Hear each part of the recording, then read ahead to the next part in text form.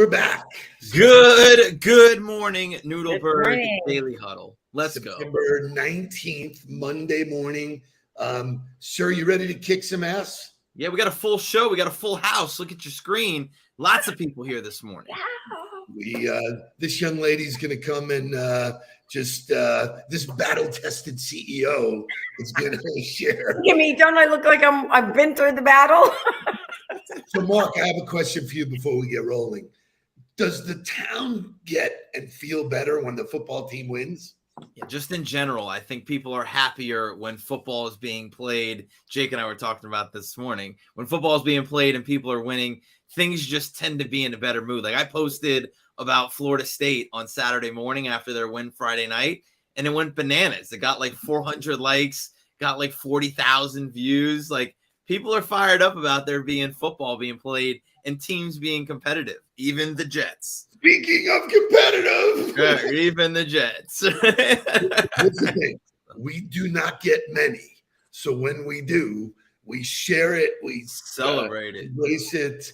But I love, so Howie was all over me. Rick Whalen was all over me. Bob Goldfarb. If you haven't seen Bob and Donna, the way they were dressed Saturday night for the BDB ball in Palm Beach, make sure to check out social media. But my favorite picture is the one with Mr. Craw, Howie Craw. There he is. Yeah. And so listen, he posed a great question. His question was, can you be a fan of both teams? So like, I'm a Jet fan, but I root for the Giants. Like I would want them to win. I'm a Met fan, but I root for the Yankees. So is it possible, like, now when I said that to Rick goes, because I had said I was going to be, the family is moving me towards the Dolphin stuff. And he's like, that's just not logical, man. You can't do that. So I would disagree. Like I mean, I've been on both sides of the Florida State rivalry, right? Like, and when Florida State is not playing Florida, you bet. Like I was rooting for them to beat USF. I was rooting for them to beat Kentucky. I'm always rooting for the Gators as long as they're not playing Florida State. Most people would say that that's like sacrilegious, but like, it is what it is. I like to see everybody do well. So Lori, tomorrow, Jake and you will do your sports show. We will. So that there's a lot of sports talk. I know Jake is going to focus exclusively on the WNBA and all of the great stories that came out of there. But Lori, we talked about pre-show. We were talking about this great sports weekend, and you would go, give us the female side of this. Well, I just said when I asked how was your weekend, I got a mouthful of sports stuff, right? Those were the highlights of the weekend. And I'm like, my highlight was, I really enjoyed watching the Dolphins win. I'm not a big college football person, but my highlight was spending the weekend at Riverside and going to new restaurants and having chocolate at the new Hoff's place. And right, so I said, that's the difference between, right, women and men. And I'm a sports fan, right? So I think it's just interesting, the different perspectives and how we look at things. So we are thrilled to have you here this morning. We have a show packed with announcements and great nuggets of mentoring and all that kind of stuff. Before we go there, Friday was our first meeting at our new office. We took office space at General Provisions. Shout out to Tim and his team. It's downtown Lauderdale. It fits our mojo. They have free beer.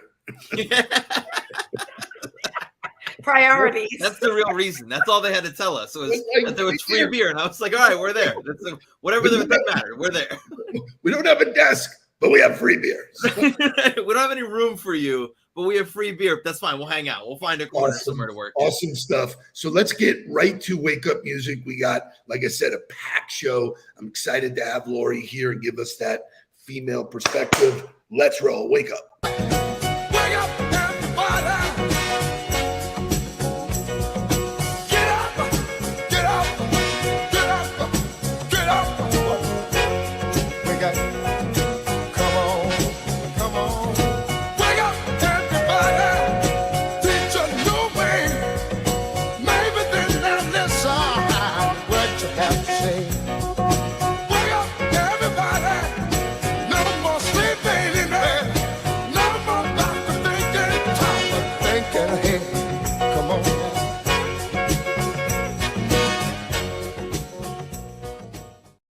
Okay, so here we go. So if you've been living under a rock, you may not know that Lori joined our firm. She's still the CEO of JA and doing an unbelievable job, I might add.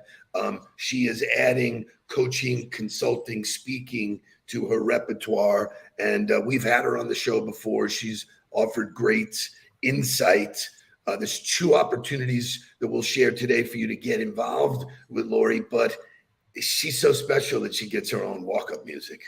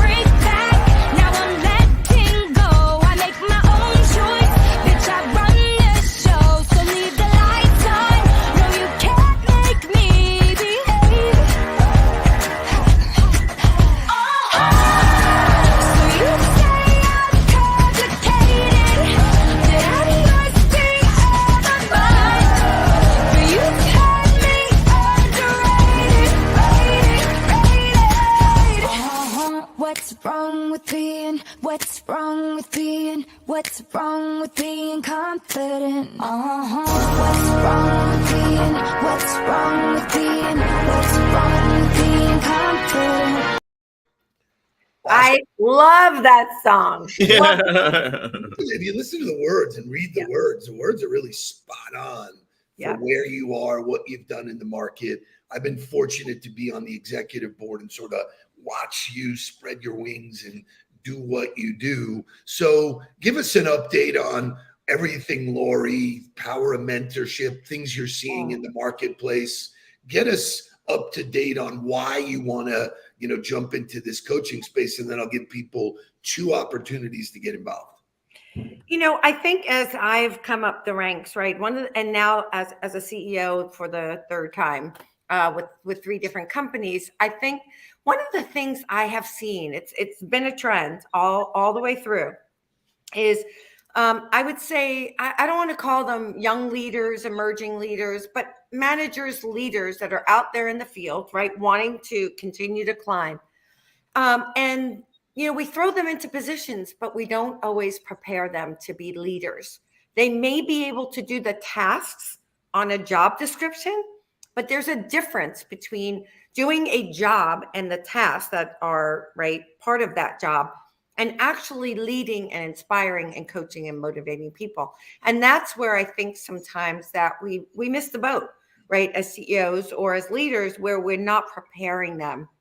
And so I've done all kinds of individual coaching, group coaching.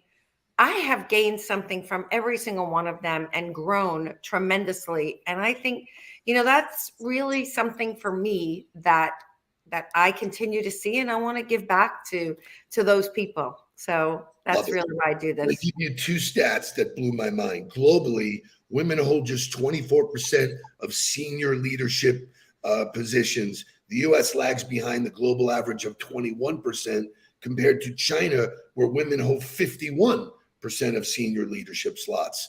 And then this one, even more staggering, women represent 45% of the S&P 500 workforce, but only 4% are CEOs. So what's wrong with these numbers? Mark, what's wrong? Well, yes, I think the way I always look at data is that's the end result. What's the process to get people there? To me, there's got to be a kink in the hose somewhere. You can't say that they are almost even in the majority of workforce, yet there's such a small percentage at the top of the chart as CEOs. So what does that process look like to get them to be the right people to be selected for those jobs? And I think that's where the conversation needs to be led, is what are we doing to not only encourage, but ensure that we're putting the right people in leadership? Like you talked about it, Lori, there's no training and development. Like I remember when I got hired to be the special teams coordinator, at Cincinnati. I was 27 years old. I had been in the game for almost 10 years at that point, but I didn't really know how to step in front of the team. I had to rely on just whatever instinct I had to do it.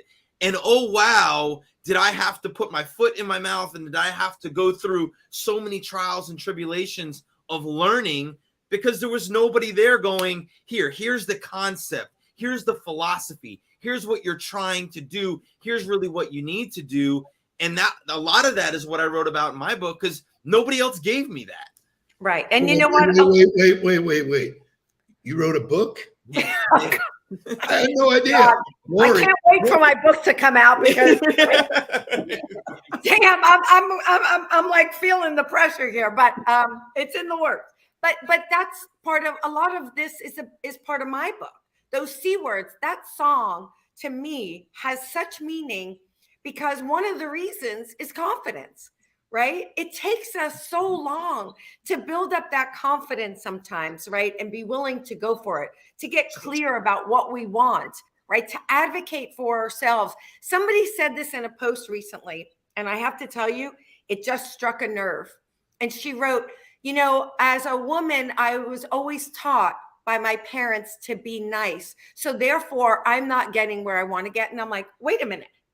Were we all taught to be nice? Right, like, what does that have to do? Like, and that mentality that I see in women so often it's killer. It will kill you off. Here's a topic that's come up with us previously that I think is important to discuss, because it feeds the overall problem, is the reality that most people look at child care as the woman's responsibility within the relationship. So maternity leave versus paternity leave is even viewed differently. Now, in the state of Florida, that's a joke. We don't offer it at all anywhere. It's embarrassing to me. But when you look at the country, right, maternity leave tends to be something that is, a given. Yes, you're going to get maternity leave. It might only be for a short time. Yet paternity leave is like, what? You want what? Why would I give the father the role? So until we start to really balance the idea that the life workload is supposed to be even, how can we ever expect to hope to push women into a leadership role where it's equal? Yeah, but this is something I really want to touch on, Mark, and thank you, because I think it's not only in business, it's at home too. Right. When you are choosing your spouse, you all need to communicate about how we're going to support each other. Right. I grew up in a time, right, when I came up where it was the woman's responsibility. And still today, there are men who even young men who think that it's the woman's responsibility to handle all that. And I want to give like a Seinfeld here, like, not that there's anything wrong with that. Like, no. If you are a woman and you want to have your life be built around your family, or if you are a man and you want to have your life be built around that, like, good for you, go do that. But that shouldn't hurt the expectation or shouldn't create a stigma in the workplace, which it does. Right. So this is everywhere. This topic is everywhere. I did a lot of research, as you can tell. And that's why I love that Lori's part of our team. I think she makes us better. Most women who reach management roles have good mentors within a system. That's what is needed to see more women in leadership roles. A solid mentoring ecosystem. Well, where do you find that? Okay. Well, guess what? Guess what? That's what we're doing. Yeah, but I want to make sure that people hear this. And I just started to kind of go down that road. And I think it was Sherry who said it too. We have to be able to say, this is what, I want to build my career. And in order to do that, we need to work together. So you can build yours and I can build mine. And we need to have the confidence, right? And the dedication to what we want, and be honest and say, this is what I want. Let's work together and build that team. But this is not just about women. This is also about educating men. I just finished saying that, right? Men need to make sure that they are open to that this is not, right, 30, 40, 50 years ago. And that as women, we're equals when it comes to the workforce, right? And when it comes to the family responsibility. And so I think, I just want to make sure that I say, for me, this is not just about mentoring and working with women. Here's a real-time example of what that looks like in my home last week. Was Gabby had to travel to Santa Barbara for her all-hands meeting with her company. And we had a whole conversation at home about what that really meant. And I could have been like, no, don't go, or it's not that important for you to go. But I understand her role as a leader within the organization. And instead of being like, no, I don't want you to go, or I need you here so that I can do the huddle and I got to be able to operate in my world, I'm like, no, you're part of an organization. You're in a leadership role. They need to see your face. They need to be around you. They need that time. And even though it's going to be hard or it puts a strain on us or whatever, I support your role within another organization and your ability to continue to develop professionally and do what you need to do to be successful. You've got to have that balance at home if you're going to be able to do that. So let's bring this home. We wanted to do something about it. Hence the conversation started with Lori about, hey, if you join our team and Jen joining our team, your influence, your experience, your conversation makes us better. We developed something called the GOTB live call, really successful. We have 50 plus people every Wednesday at 1:00 building that tribe. Let's build a tribe for you, Lori. So Lori, tell us what you're doing with your call. So mine is I know that you guys all focus more on the sales aspect, right? And the LinkedIn aspect. And that is what you are amazing at. And I am a product of all of that training. I think for me, this is about, right, just having powerful conversations with managers, directors, leaders. I don't care. You could be a CEO, right, who just wants to grow. This includes men, women, right, everybody. Having those conversations where I can help and bring my experiences, right, and my lessons learned to help others grow. And not just from a sales perspective, even though that is, right, for the most part, a lot of what I do. But I also lead an organization. I lead a team.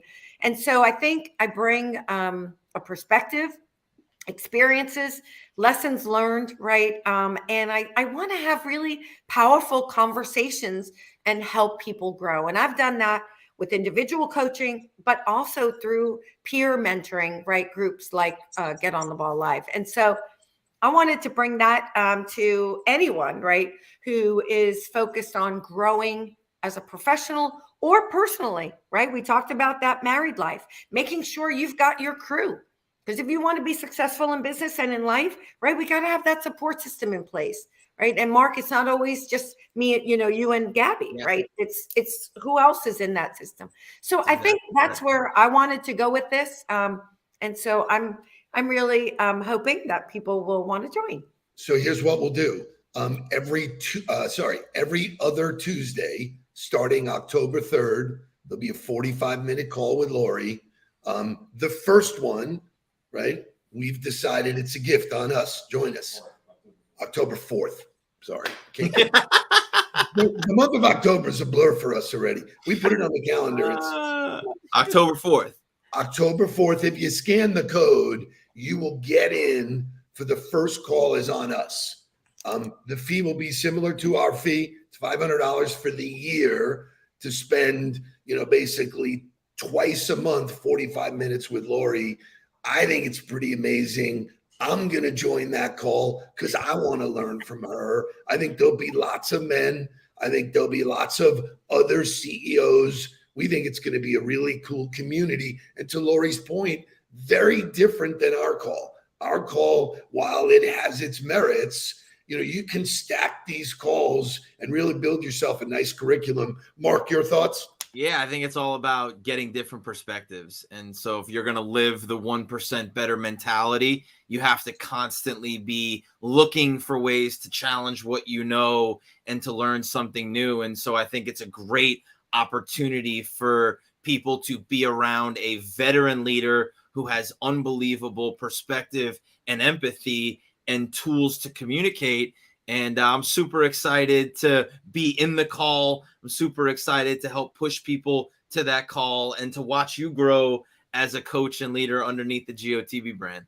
Now I can promise you this: we will all be muted. There will not be any Nudelberg conversation. It'll be all about you and your team. So we're super excited about that. We think so far the people we've spoken to, and again, the first one, come in, try it. If you love it, there'll be sign up information after that. So we hope we have a big crowd for Lori on the 4th. In addition to that, October is breast cancer month. And you know that we get really involved with City Furniture. So we've decided to activate our new office, which has an unbelievable speaking venue. It's basically stadium seating. We're going to do food and hors d'oeuvres October 27th. We're partnering with City Furniture and General Provisions from 5 to 7. It's a Women's Power Summit. The speakers are Lori Solarillo, Jen Lederer, Mark. Is Gabby getting in on the fun Christy here? Ruiz. I have to finish the close on Gabby, but I think she's going to be. But it's a $99 ticket, and 100% of the proceeds go right to help fight breast cancer, which we're really, really, really excited about helping that cause. We'll be talking about it all month. We'll be trade dressed in all of the pink pumpkins. Andrew's done a great job, Andrew Koenig, of sort of painting the town pink. So we're doing our part. That'll be an interesting open mic. That'll be, an agenda. But Lori, what's your guts on that as well? I think, I'm not sure. I want to talk to our other panelists and kind of see where they want to go. Well, so here's the great part is that I'm the moderator. So my expectation for everybody who's on the dais or in the stands is they get to send me the questions. They get to, load me up with the things they want discussed as a group. And you're going to get one perspective. You're going to get 5 perspectives. You're going to get 25 perspectives on these topics. So I think it's very cool. Like that, the tagline for it is a conversation by women for women. That idea to me is very strong and very powerful, especially within the community that we live in. So it's not obviously just for people locally. Anybody who wants to come down and be a part of it, let's go. Yeah, once again, there'll only be 50 people. That's the number. So we welcome people to come in. If we sell tickets that people can't come, maybe we can stream it. I don't know if that's possible, but it's going to be a really cool conversation. Christy Ruiz has been with a VP of sales for 18 years with City. Her perspective of working in a male-dominated space is so great. I love working with her. I'd love to get Gabby on board because, her role inside of, this healthcare world. A software company, growing software company, another excellent perspective. So, our commitment is to bring thought leadership to the table, bring it in a way that is digestible. Everybody can do it. We can raise money, be good citizens, have a good time. Mark, you're going to get your Tito's folks to sponsor that one too. So. Better believe that. Reaching out. I'm reaching out to Matt right now. Let's do it. So it's not only for ladies, it's for everybody. Just like Lori's call, you can count on us giving you information right up until, but Lori's call is on us, the first one. So please join us October 4th and then October 27th. Any other comments, Lori? Because this is so exciting to see. I'm really looking forward to it. And by the way, there is never a time when I'm working or coaching people that I'm not learning too. And so for me, I'm really excited to learn from all of the people who decide to join. And I think we're going to have some good conversations. All right, look for all of this to follow up tomorrow. Jake joins us with all of his sports stuff, and man, is he loaded up with content. But we'll be continuing the conversation about women because it'll be the WNBA that we're talking about. And there's Christy, excited to be there. So we should sell out those 50 tickets pretty quick. Nice, intimate group pictures, group hugs. You guys get out there. Let's get down to business. It's Monday. We got work to do. Yeah. Please don't worry about me. I'm about to let my heart speak. friends keep telling me to leave this. So let's get down to business. Let's get down to business. Give you